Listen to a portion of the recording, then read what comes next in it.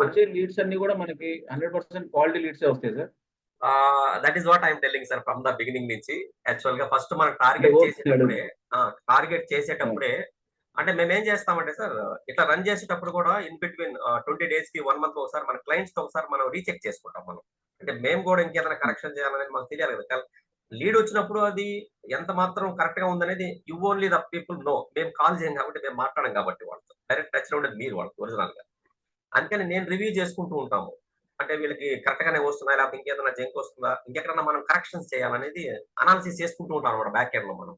అట్లా నేను అడిగినప్పుడు ఏమైతే మనకు మెటా వాళ్ళు కమిట్మెంట్ ఇచ్చారో ఒక 10, 20% తప్పనిచ్చి 80% వరకు మీకు అక్యురసీ ఉంటదనేసి, నేను వినింది 85, 90% వరకు కూడా అక్యురసీ ఉంది. వాళ్ళు ఇచ్చిన దానికంటే కొంచెం ఎక్స్‌ట్రానే ఉంది.